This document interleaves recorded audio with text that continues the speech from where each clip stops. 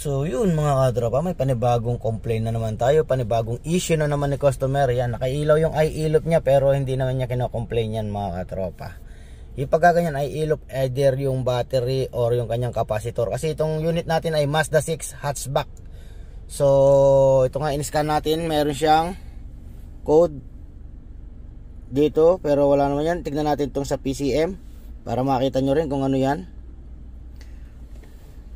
Read fault code natin, key on, engine running. Yan.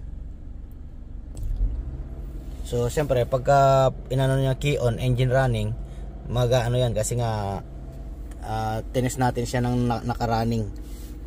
Magtataas yung RPM yan hanggang sa matapos yung kanyang checking. So yung complaint nito ay ayaw daw ata mag-ship. Parang tinawing kahapon, hindi ko lang nakita kung ano yung kung anong oras dumating. So ayan, battery voltage circuit. Yung ano natin yung code niya. Wala yan. Hindi naman yan yung kino-complain niya. Yung kino-complain niya yung sa shifting mga katropa. Sa shifting. Tapos yung mga ibang red na yun, wala yan. So punta tayo rito sa transmission. Ito yung complaint niya sa transmission. Mayroong limang complaint. So read fault code natin, key on, engine off, pero nakarunning tayo, okay lang yan para makita nyo rin kung ano yung code. So yung mileage niya is 113,298. So yun, meron siyang code na oil pressure switch 1 circuit low, oil pressure switch 3 circuit low, oil pressure switch 4 circuit low. Tapos shift malfunction, shift timer error. Yan. So pwedeng may problem siya sa mechanical, pwedeng problem niya sa electrical, pero mostly yung electrical, yung mga switch niya, yung nasa valve body mga katropa. Yung issue niya diyan, yung mga oil pressure switch. Yan. So pwede rin naman gaya sinabi ko, mechanical yung problem. Siyempre pag binuksan natin yung transmission, yung oil pan, titingnan natin condition ng ano. Pag meron tayong nakitang kakaiba sa oil pan na mga ribaba, o saka natin i-recommend na overhaul diretso mga katropa kung papayag si customer. Yan. Pero yung main ano natin, sa mga switch lang muna tayo. Kaya nagmamalfunction yung shifting niya dahil dito sa mga switch mga katropa. Pero maano pa naman siya, umaabante, atras pa naman siya.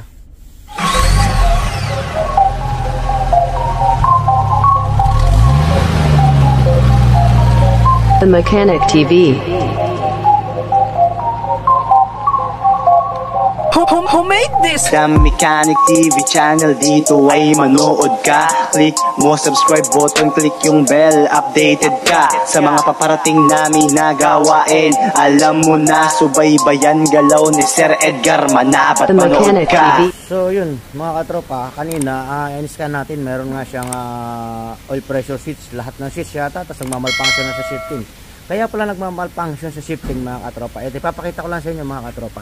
So hugutin ko yung dipstick. Ayan, papakita ko sa inyo yung konting ano lang, konting ATF lang. So ito yung ATF niya. Okay, dito makikita. So ito na lang. Kasi nga dinrain ko kanina para makita nyo mga katropa. Ayan. So ayan na yung klase ng ATF niya. Ibig sabihin, nagmix na yung water at saka ATF mga katropa sa ating transmission. So ibig sabihin, may problema si oil cooler. Ayan, itong cooler natin may problema. So ngayon, yung i-check natin kung yung tubig lang ba yung pumunta sa ATF or ATF din pumunta sa cooling system.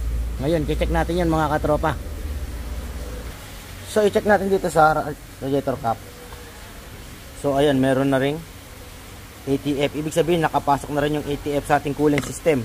Tapos yung tubig pumunta na sa transmission. Kaya nagkaroon siguro na shortage, nasira yung mga switch mga katropa. So meron na rin konti rito sa ating radiator. Wala nang tubig, puro ano lang ata. Tignan natin, tinanggal ko na para makita nyo. So ayun, kung makikita nyo, ayan no, nandito na lahat, wala nang tubig mga katropa, puro bakas na ng ATF. So ibig sabihin, pumunta na sa radiator, pumunta na sa ating engine cooling system mga katropa.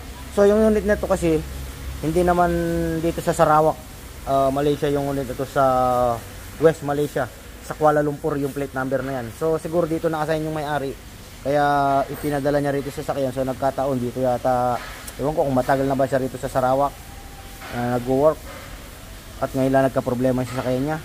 So yun nga, naghalo yung ATF at tubig na naman mga katropa. Ayan. So yung magiging decision dyan,